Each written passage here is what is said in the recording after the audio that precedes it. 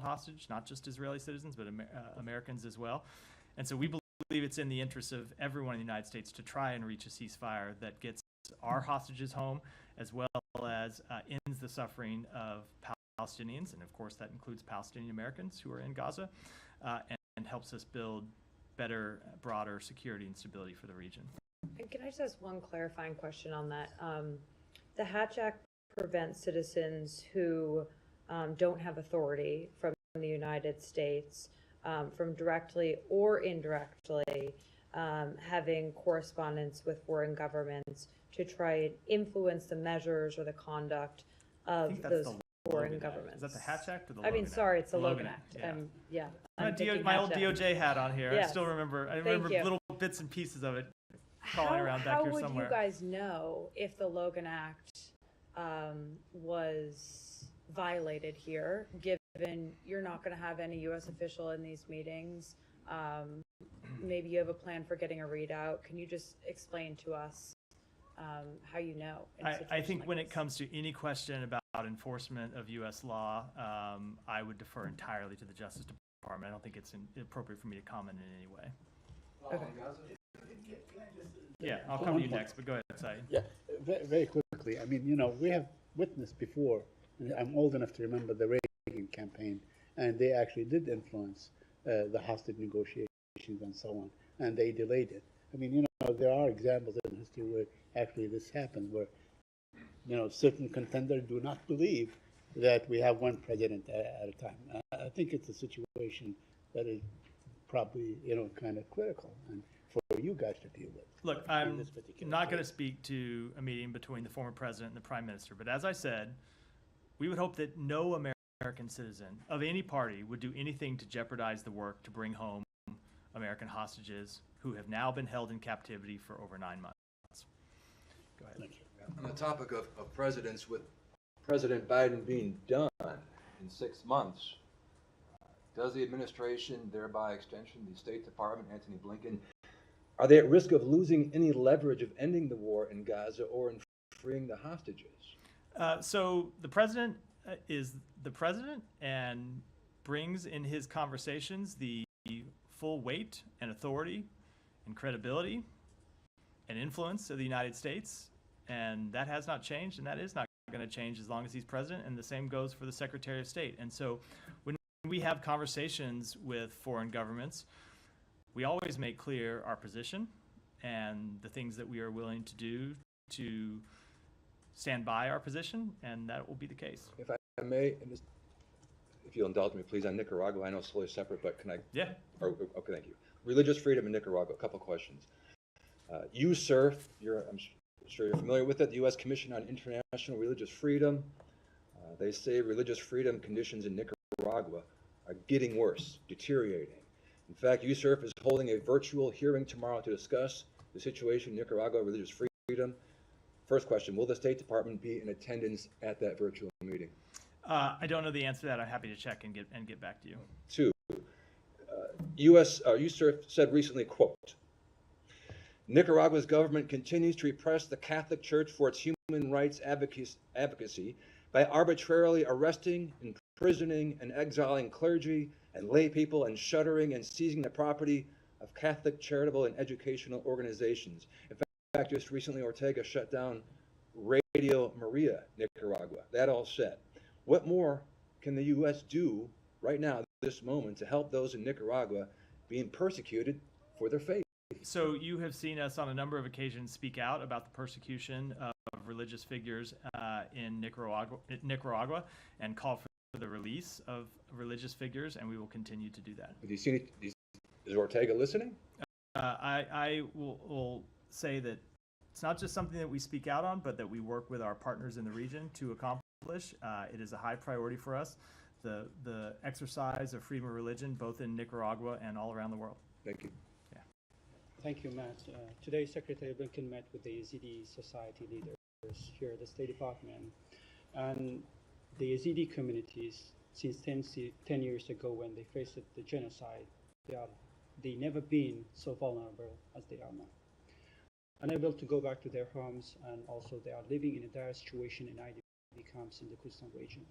The so-called Shingal Agreement has not and no longer been implemented.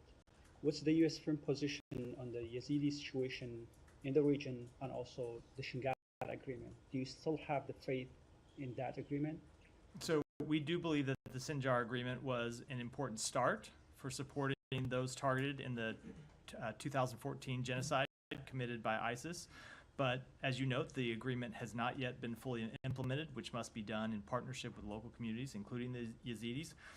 We continue to encourage the government of Iraq and the Kurdistan regional government to implement the tenets of the Sinjar agreement, including security, governance, and reconstruction in Sinjar. The upcoming 10th anniversary of the ISIS genocide represents an important moment to demonstrate meaningful progress, and that's what the Secretary discussed with those with whom he met today. And I think you know that the Shingal is a disputed area between two governments, Erbil and Baghdad, and there are several militia groups have control over the area. And this has political infighting has prevented the reconstruction of the city.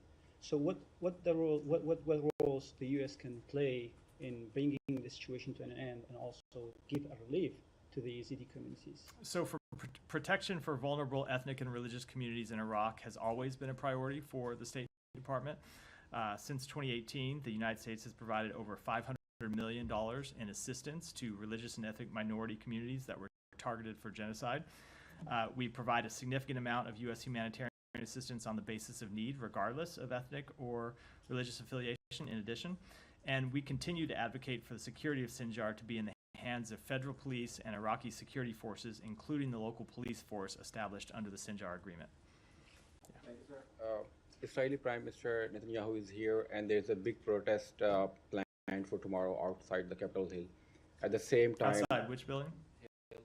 The State Department? yeah, Hill, not the State Oh, Department. the Hill. Yeah, Oh, yeah, it's yeah. the Hill, yeah. At the same time, there are large groups expected in favor of Netanyahu also. The local media reports that there is a possibility of clash and disturbance on the streets of D.C. tomorrow.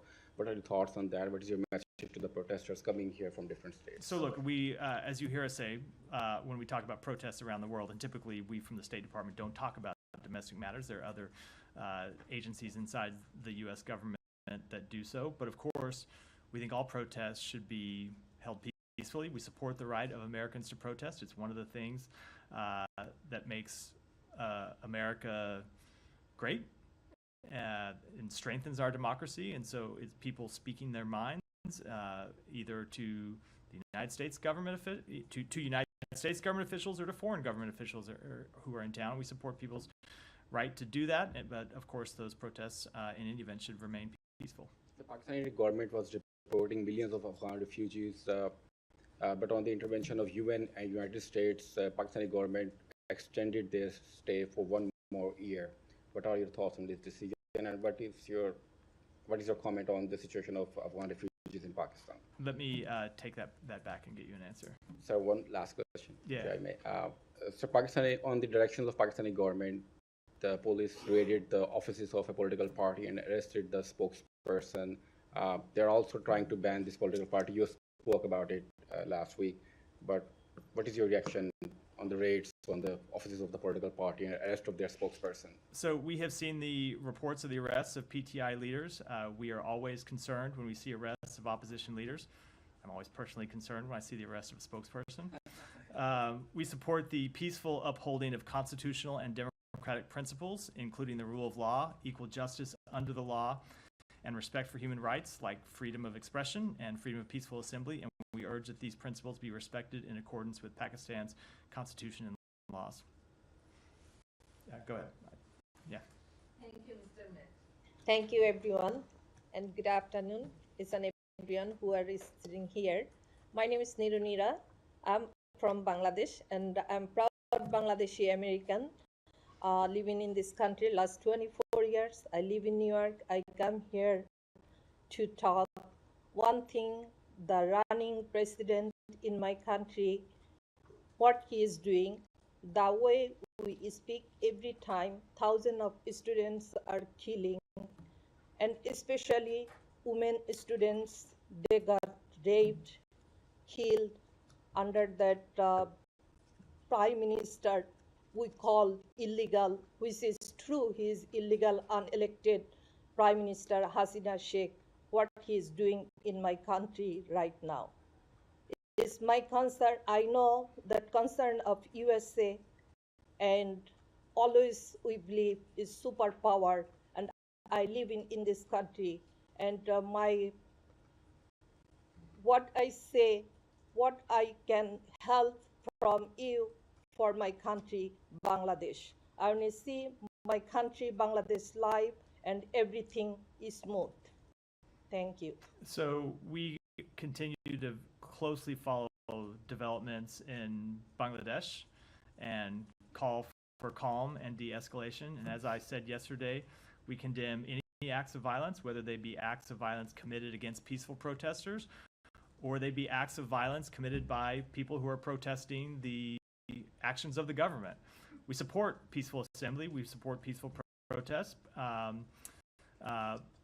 but in all cases, they ought to be carried out peacefully, and the government should refrain from acts of violence against peaceful protesters. But I would say that when it comes to Bangladesh, we also remain deeply concerned by reports of ongoing telecommunications disruptions across the country, which limit the ability of people in Bangladesh, including American citizens there, to access critical information. That's something we have spoken out against in other countries, and we speak out against it when it comes to Bangladesh as well, and we'll continue to make those concerns known. Follow up on Bangladesh. Yeah. Yesterday, I informed you that there's thousands of people are getting killed under the direction of Hasina Sheikh, the illegal prime minister of Bangladesh. Last night, I learned the tank and vehicle with the logo of United Nations are being used, and they're firing from those UN carrying logo vehicle and killing innocent students. Also, there's a helicopter on the sky, they're also killing innocent civilians. It's like country is going into a civil war, number one. And number two, some public figure named Nurul Haq, the president of Gano Adhikar Porishad, and there is another leader, Tarek Rahman, then another leader, Junaid Saki, then another leader, Abu Adnan Toha. Everyone is getting kidnapped by the government forces, and they're taking advantage because there is no internet, there is no telephone communication, and Prime Minister is sitting down at Gano Bhavan and directing police, army, RAB, and other law enforcement agencies just keep killing because world cannot watch what is going on. I know Europe satellite and American satellite cannot take the picture because there is no internet. And I have third question, if you allow me. America is the proponent of democracy and institutes of democracy in all over the world. We respect that. But under the direction of General Asif Munir of Pakistan and the Chief Justice of Faiz Issa, they are destroying every single democratic institution in Pakistan. There is no reflection of the people's choice in Pakistan. Do you think America, other than showing concern and expect something, do you think that country is on the right direction? So I think that what we as the United States have always done, and I should say what we have always done when we are at our best, is to speak out for democratic values around the world and make sure that, and make clear that countries are strongest when they uphold democratic values, countries anywhere in the world, and that's what we're going to continue to do. That's our greatest strength, and it's what will continue to guide our approach. Do you think Hasina Sheikh and the authorities in Pakistan, they are listening what American and European governments are asking them to do? So we will continue to make our priorities clear. We will continue to make our values clear. Does every country in the United States or in the world do exactly what the United States or any country in Europe or any other country around the world thinks they ought to do or thinks how they ought to handle every situation? Of course not. Sovereign countries make their own decisions. They always have. They always will. What we can do is impress upon countries what we believe are the right way to approach questions of fundamental freedom, questions of democratic values, questions of human rights, and bring all the influence we can to bear to urge them along that path. And that's what we'll continue to do. Would you like to make a comment that they're using United Nations logo on a Humvees and tank, and they're firing from that vehicle into the civilian, and thousands of people are getting killed? Why they're using United Nations logo. So I'm not aware of that specific report. You should address that to the United Nations, I would think. But I would say, as I have made clear, we condemn any violence against peaceful protests. Protesters should be allowed to carry out their fundamental freedom of expression, their fundamental freedom of speech. And at the same time, we urge that all protests be peaceful. Thank you. Thank you, Matthew. On a different topic, how would you describe Secretary Blinken's relationship with Vice President Harris? He has an extremely close working relationship with the Vice President. He's actually known her for more than 10 years, worked with her before. She became Vice President before he became Secretary of State. He spoke to some of this morning when he talked about how he's seen her inside the Oval Office, inside the Situation Room, and overseas, asking tough questions about difficult issues and really getting to the heart of some of the difficult foreign policy choices that we face, and that he has been impressed by her both command of various foreign policy issues, but just as importantly, her insights into getting at what really can be the nub of an issue and trying to determine how we as a nation can move forward in a way that serves the American people. And would he be interested in continuing to serve under a potential Harris administration? You know, let's not get ahead of ourselves here. There's an election that's going to take place. I'm not going to comment on the election. I think we should take things one day at a time. Yeah. Thank you. I don't claim to be an expert on this, but there's a British musician called Charlie who has described Kamala Harris as brat. She did give an interview to the BBC saying, explaining what that term means. She said, he feels like, talking about Kamala here, feels like herself, but maybe also has a breakdown, but kind of like parties through it, is very honest, very blunt, a little bit volatile, like does dumb things, but it's brat, you're brat, that's brat. Just wondered if you had any comment on that as the possible future of the president, whether that affects my comment is I think I am officially aged out of participating in this conversation, and I'm trying to think of anything I could say that wouldn't make me look worse for having saying it and coming up with nothing. So I think some things are better left to a younger generation to comment on, and I'm certainly not that. Thank you so very much. I'm not sure if someone already asked about this, but it's about the U.S. troops withdrawal from the Iraq, as number of media reports suggest that Iraqi officials, Iraqi government, they want complete withdrawal of U.S. forces, and we have seen months before U.S. hosted top Iraqi official regarding this. So the question is, with this intense and panic situation in Middle East, U.S. is ready to do for this, and there is specific quantity, specific numbers U.S. have to keep there with this withdrawal process. So I would refer you to the Department of Defense to comment on that in detail, but as we have said before, we are committed to the Higher Military Commission, which is a process that is taking place in Baghdad to determine how and when the coalition's military mission will transition. We've spoken to this before, and nothing has changed. Secondly, the Pakistani recent military spokesperson highlighted three things I asked before, and my senior colleague, Mr. Afridi, asked many times. That is regarding the digital terrorism that Pakistani military spokesperson is mentioning again and again, and that is all about all those vocals who are supporting Imran Khan and its party narrative and all that.